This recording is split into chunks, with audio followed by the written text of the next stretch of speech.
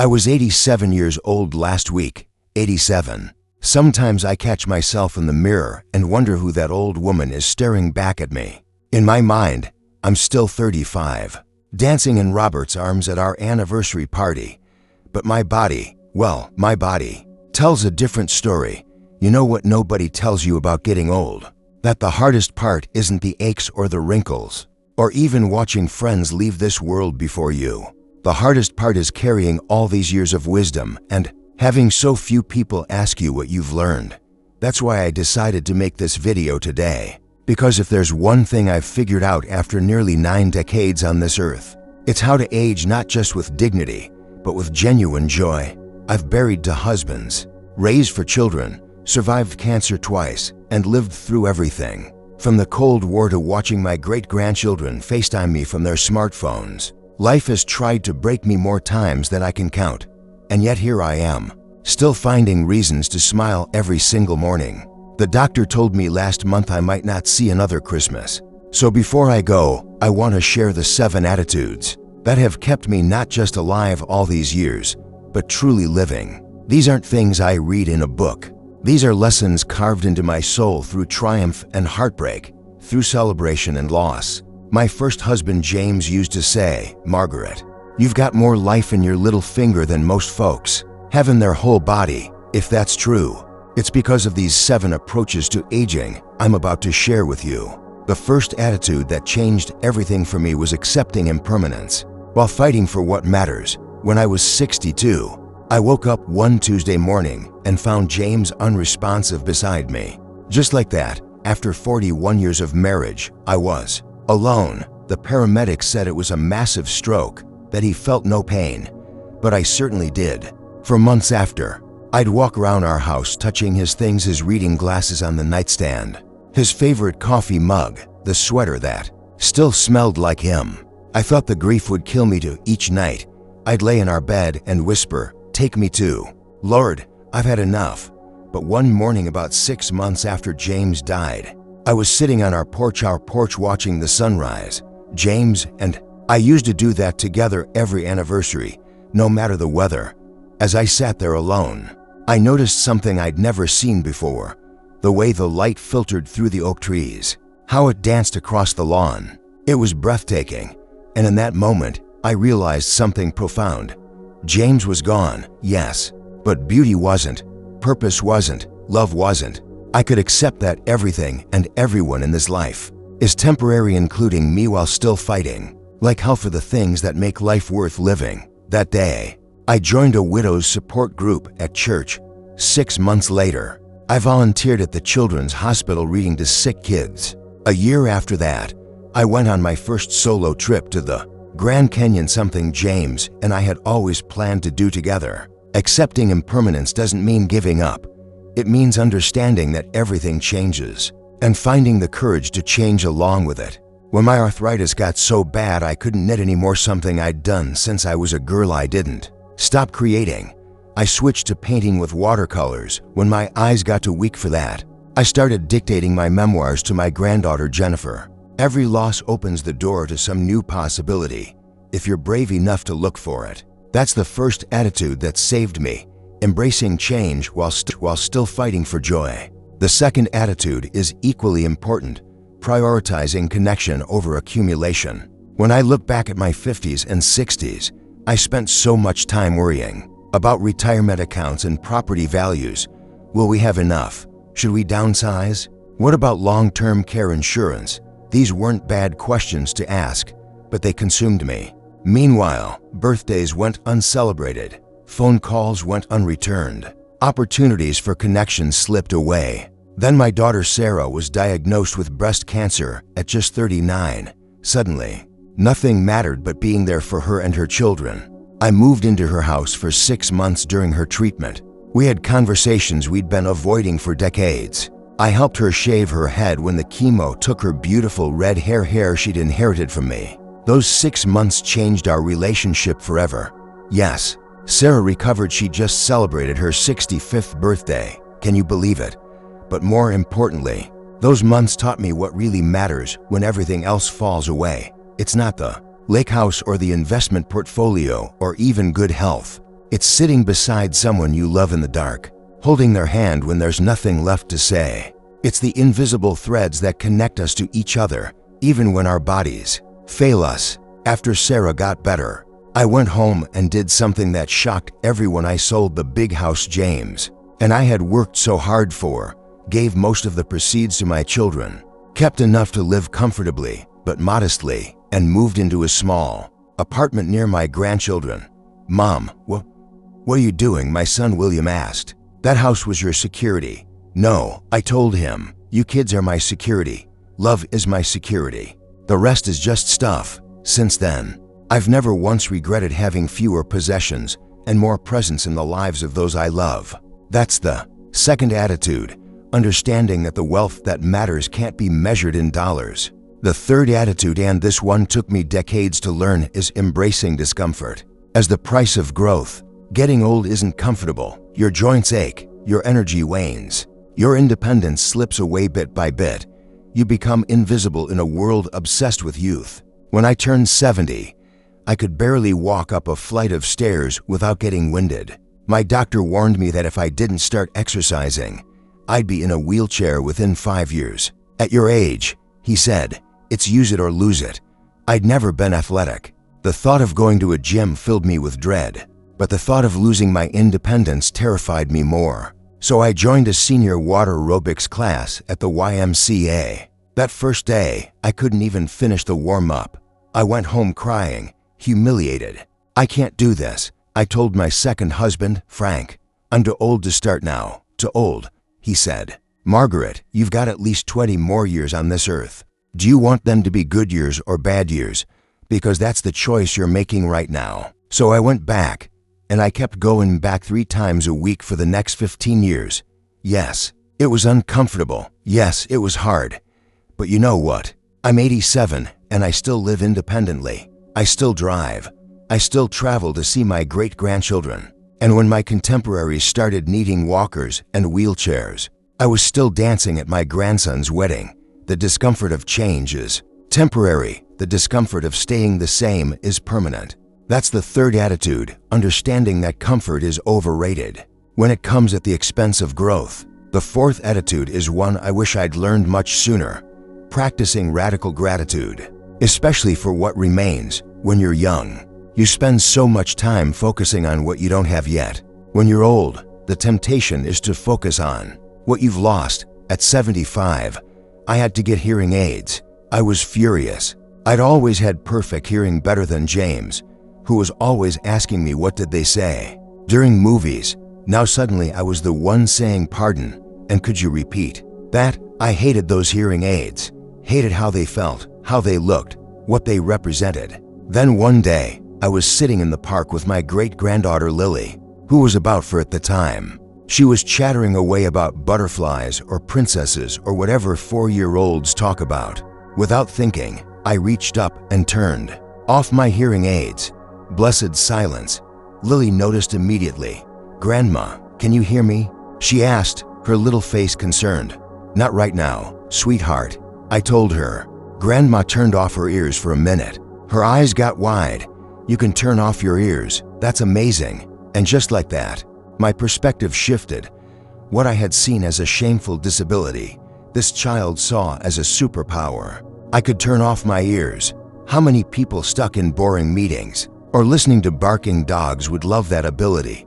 From that day on, I practiced radical gratitude for my hearing aids. Yes, they symbolized loss, but they also represented the miracle of modern technology that allowed me to still hear Lily's laughter, to enjoy my favorite Beethoven symphonies, to participate in conversations. This attitude of gratitude extends to everything. Yes, my hands are gnarled with arthritis, but they can still feel the softness of a child's cheek. Yes, my eyes need strong glasses, but they can still see the sunset. Yes, my heart has been broken by loss, but it still knows how to love. Radical gratitude doesn't mean denying the hard parts of aging. It means expanding your vision to include what remains alongside what's been lost. And what remains is often more than enough for joy.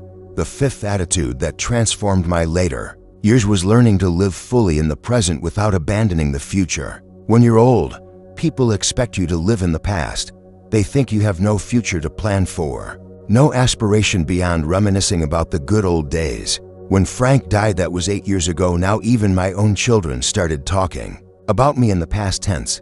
Mom had such a good life. Mom and Frank were so happy together. As if my story was already over. 6 months after Frank's funeral, I told my children I was using some of my savings to go back to college and finish the degree I'd abandoned when I got pregnant with Sarah all those decades ago. They thought I'd lost my mind. William actually suggested I might be experiencing cognitive decline. Mom, he said gently, as if explaining something to a child, what's the point of getting a degree at your age? The point, I told him, was that I'd always regretted not finishing. The point was that learning keeps your mind sharp. The point was that I refused to act as if I were already dead.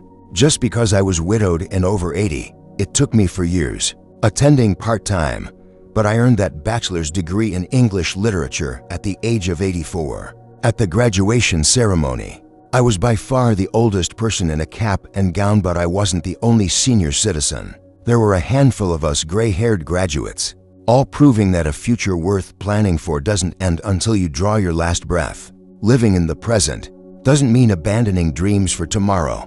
It means bringing the fullness of your wisdom to this moment while still planting trees whose shade you may never sit under. That's the fifth attitude, refusing to live as if your story is already finished.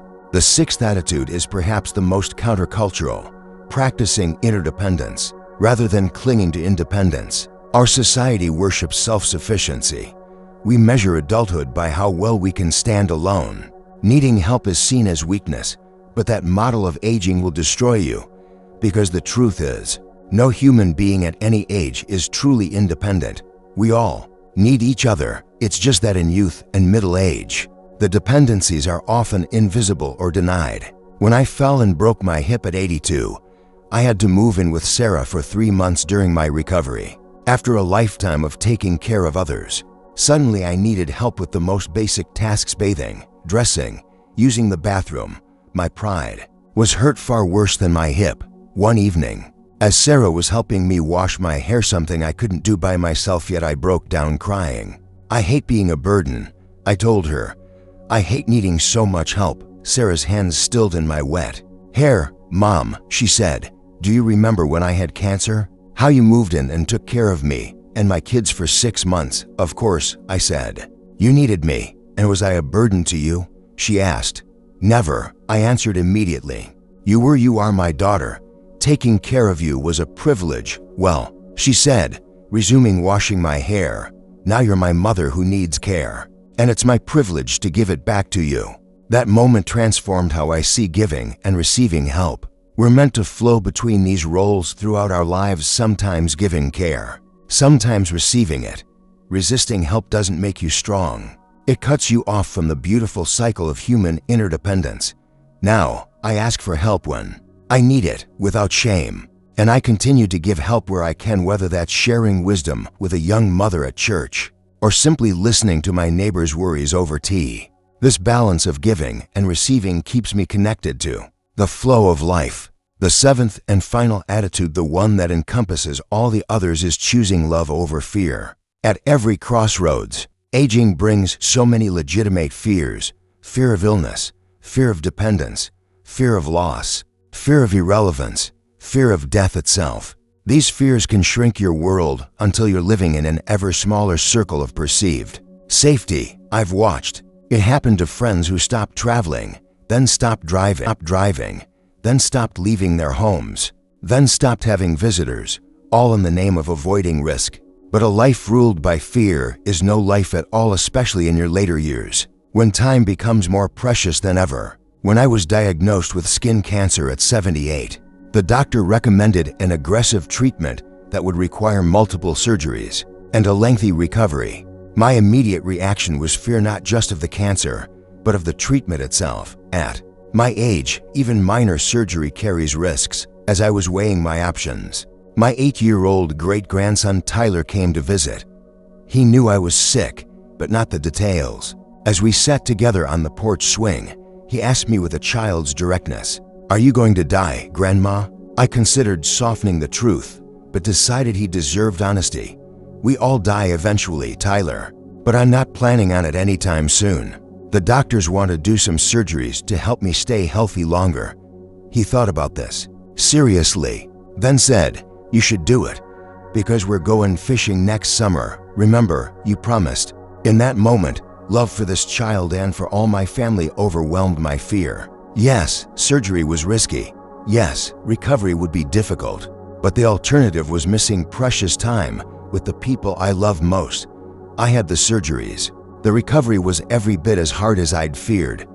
But here I am, 9 years later, still, fishing with Tyler every summer, when fear knocks at your door, and it will. Again and again as you age, answer with love.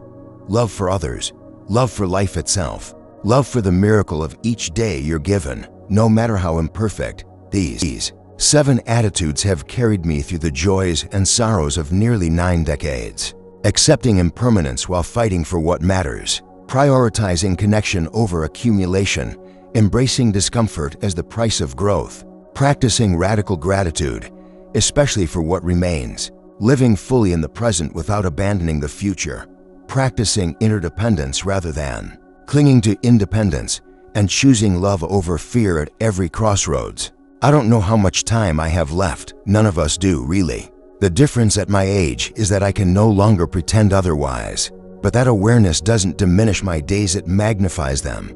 Each sunrise is more precious. Each conversation matters more. Each act of kindness carries more weight.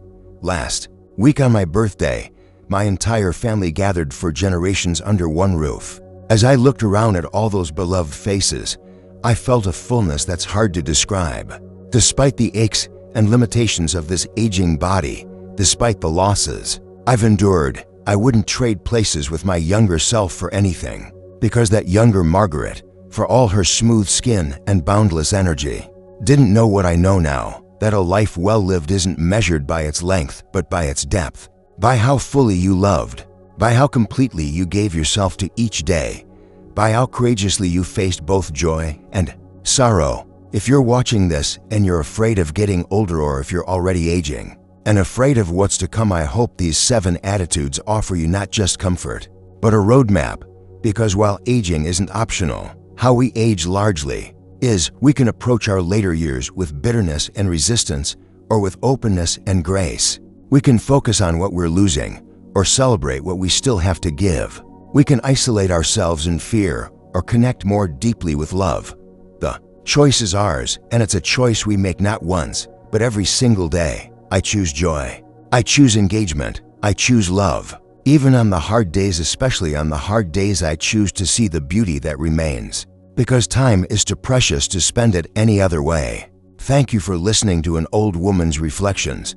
Whatever season of life you're in right now, remember that it's temporary. The good and the bad, it all passes. What remains is how we chose to live each day we were given.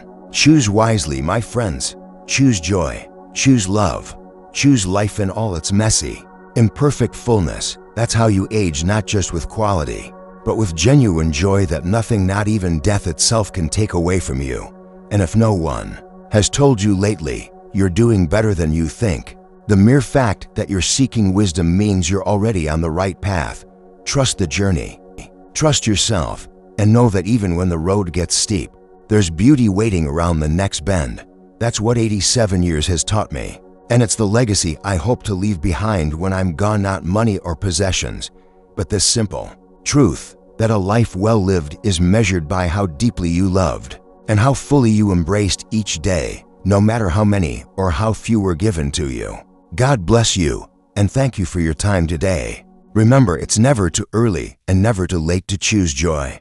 I wouldn't be here today, talking to you at 86 years old, if I hadn't almost died at 58.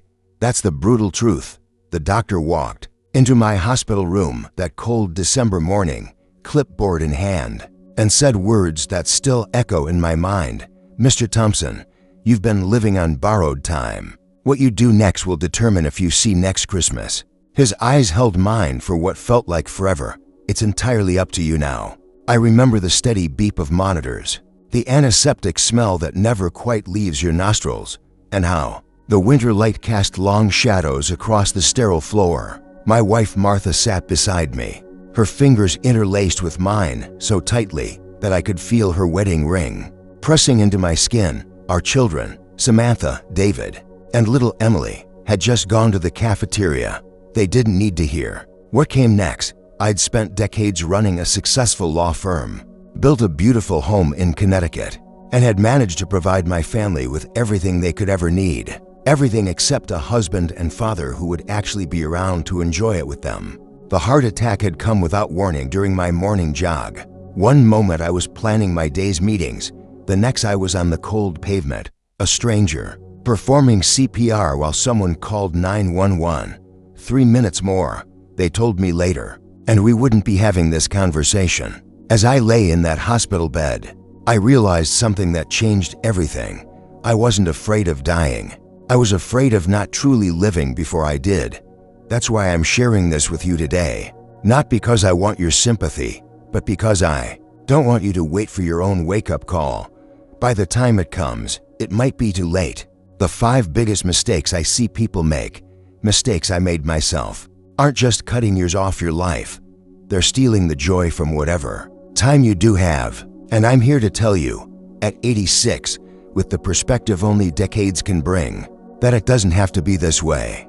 The first devastating mistake I made was prioritizing work over meaningful connections. For 30 years, I thought success meant a bigger office, more prestigious clients, a higher salary. I'd leave the house before my children woke up and return after they were asleep.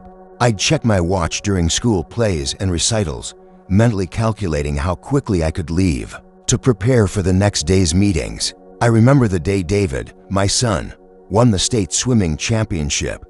He was just 13, and I'd promised I'd be there. But a client needed me for an emergency consultation, at least. That's what I told myself was an emergency. When I finally arrived at the pool, everyone was gone except for the janitor mopping the deck. David had waited for 2 hours before Martha took him home. That night, I found his swimming medal on my pillow with a note. Thought you might want to see this since you missed it. The handwriting was shaky, like he'd been crying while writing it. What was I thinking? I asked myself later that night, staring at my reflection. The man looking back at me had gotten his priorities catastrophically wrong. Here's what I wish someone had told me. No one on their deathbed ever wished they'd spent more time at the office. I've held the hands of too many friends in their final moments to believe otherwise. They whisper about the conversations they wish they'd had, the relationships they let slip away, the love they didn't express when they had the chance. Take my friend William, brilliant investor, terrible father and husband. Made millions, but died alone in a palatial house in the Hamptons. His children didn't even attend his funeral. All that money bought him an empty mansion and a solitary end. What should you do instead? Schedule connection like it's your most important meeting, because it is. Put down your phone when someone's talking to you. Look into their eyes. Ask questions and actually listen to the answers. Call your mother, your father, your siblings. Tell your children stories about your life. Ask about theirs. Touch the people you love, a hand on the shoulder, a hug that lasts longer than usual. These moments aren't distractions from living, they are living. The second mistake that steals years from your life is ignoring the whispers of your body until they become screams. I did this for decades, and I paid a devastating price. I was 45 when I started feeling unusual fatigue. Nothing dramatic, just needing an extra cup of coffee to get through the afternoon. My back hurt more than it should. Sleep became elusive. I had frequent headaches, but I was building a legacy, or so I thought. I didn't have time to be sick. I'll handle it after we win the Anderson case, I told Martha when she suggested I see a doctor. It's just stress, I said when my hands began trembling slightly during important presentations. By the time I finally collapsed in the courtroom, during closing arguments of the biggest case of my career, the damage was done. My body had been sending warning signals for years, and I'd dismissed every one of them. The diagnosis came fast and hard: severe hypertension, pre-diabetic, and early signs of heart disease. The doctor, Dr. Rachel Miller, I still remember. Her name, looked at me with a mixture of clinical detachment and personal disapproval. "Your body has been trying to talk to you for years, Mr. Thompson," she said, "and you've been hanging up the phone. That's the thing about our bodies. They're constantly communicating with us, but we've been conditioned to ignore the signals. That twinge, that unusual tiredness, that digestive issue that comes and goes. These aren't inconveniences to push through. They're messages we need to listen to. James, my college roommate, ignored persistent stomach pain for months. Too busy, he'd say, "I'll check it eventually." By the time eventually came, the cancer had spread beyond containment. He left behind 3 children and a wife who still struggles financially. All those hours he couldn't spare for a checkup, his family would give anything to have them back now. What I've learned is this: your body keeps a ledger, and eventually, it collects on every debt. Regular checkups aren't a luxury or an inconvenience.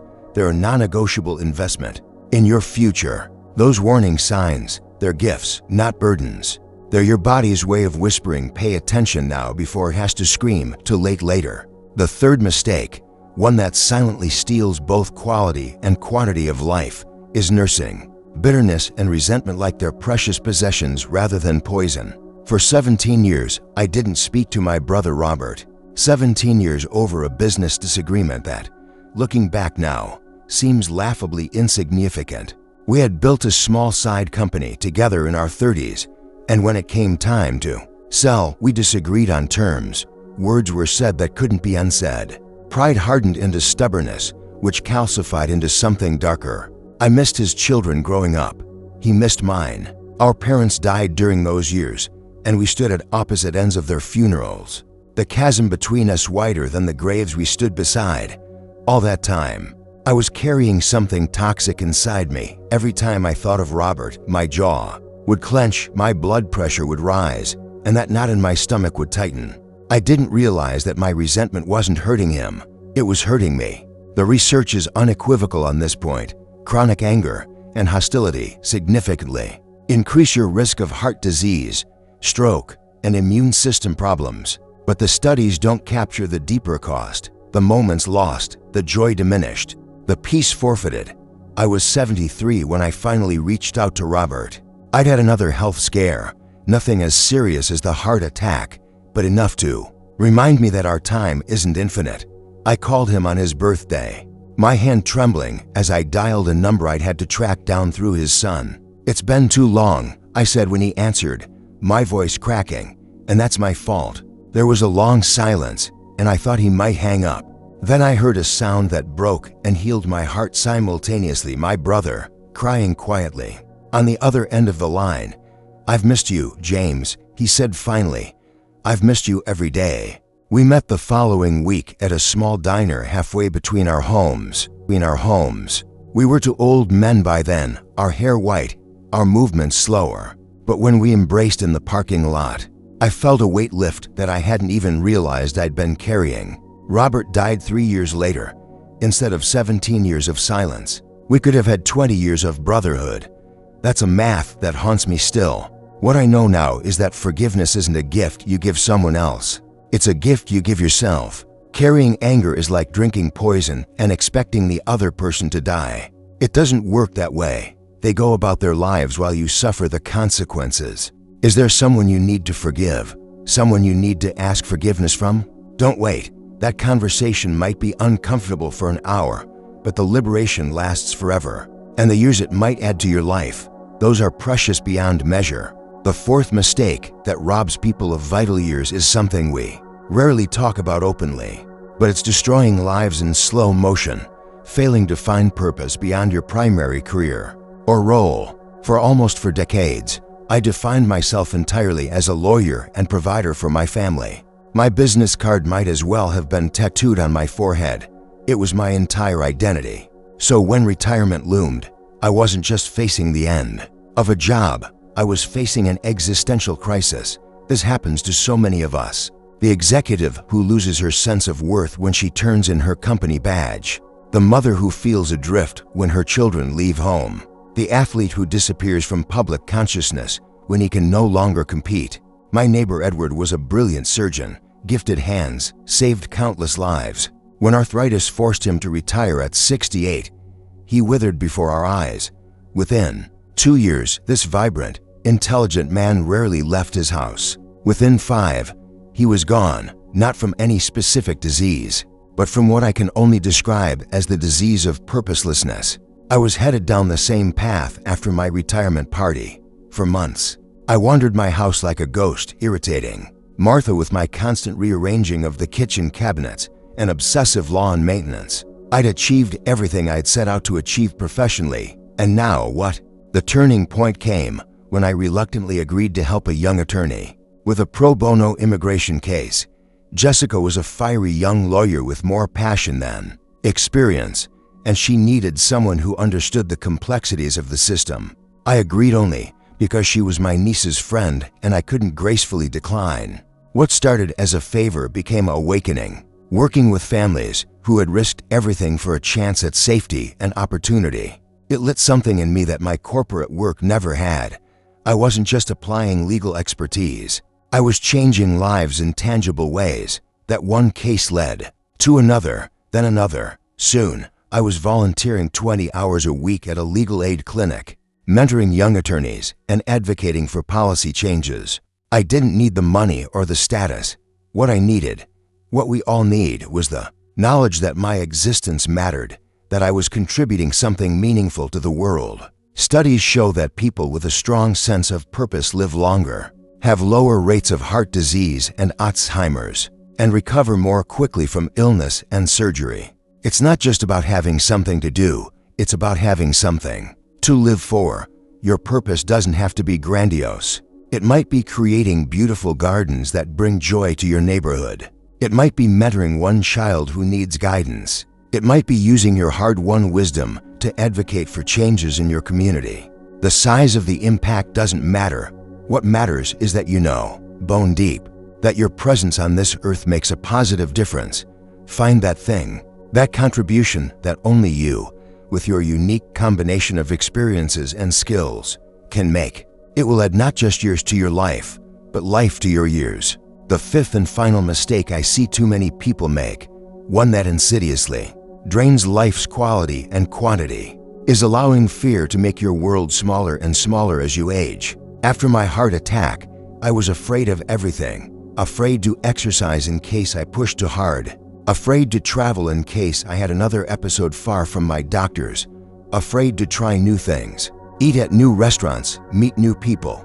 My fear was understandable, but it was also creating a cage around me that grew smaller every year. I see this pattern repeatedly as people age. The world becomes increasingly threatening, so they retreat to what feels safe and controllable. The new becomes frightening rather than invigorating. Risk becomes something to avoid at all costs rather than a necessary component of a full life. My sister-in-law, Catherine, after losing her husband to a sudden stroke, retreated into her routines like they were a fortress. Same grocery store on the same day each week. Same TV shows every evening. Same conversation topics whenever we visited. She was existing, not living, preserving herself like a specimen in formaldehyde. Contrast that with my friend Gloria, who lost her husband the same year, at 75. She signed up for drawing classes, something she'd always wanted to try but never had the courage for. At 77, she went to Italy alone, her first trip overseas.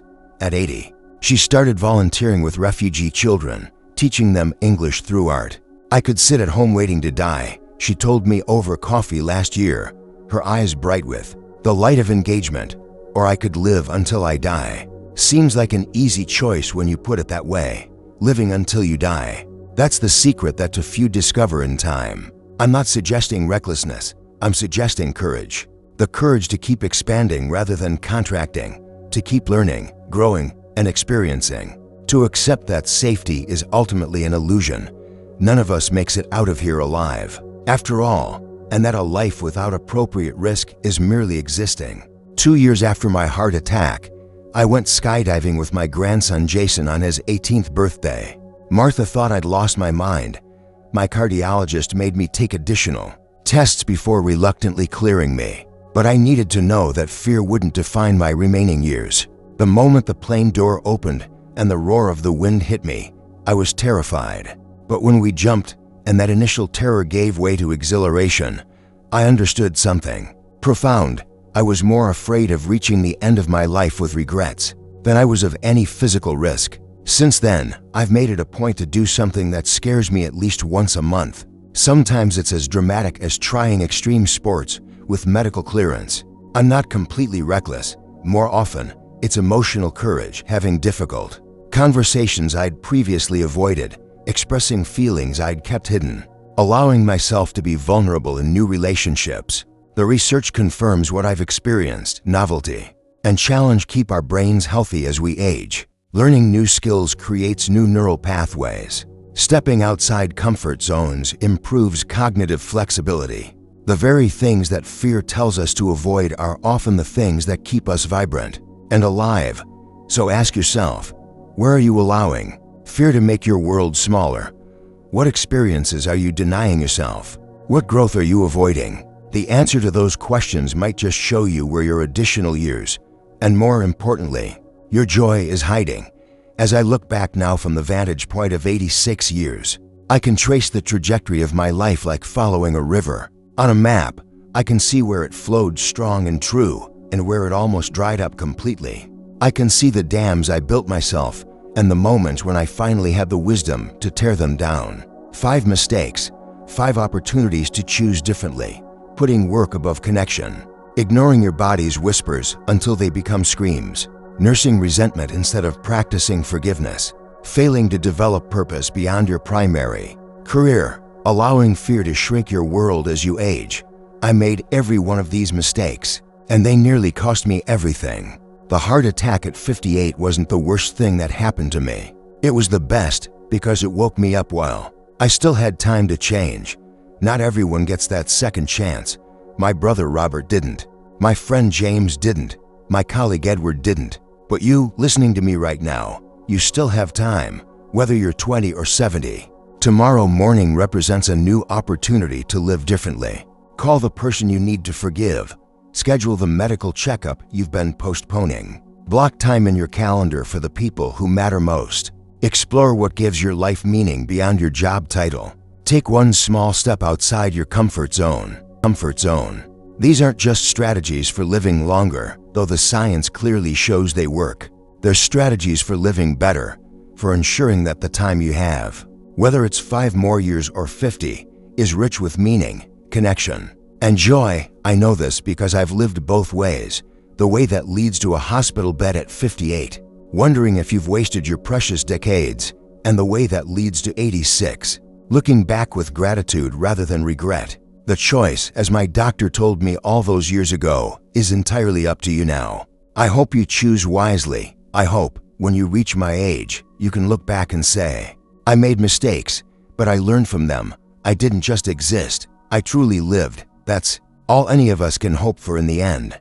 And trust me, from someone who's much closer to that end than you are, it's more than enough. If this conversation has touched something in you today, if you recognize yourself in any of the mistakes I've shared, then my purpose in speaking with you has been fulfilled. Go forward and live. Truly live while you still have the magnificent chance to do so.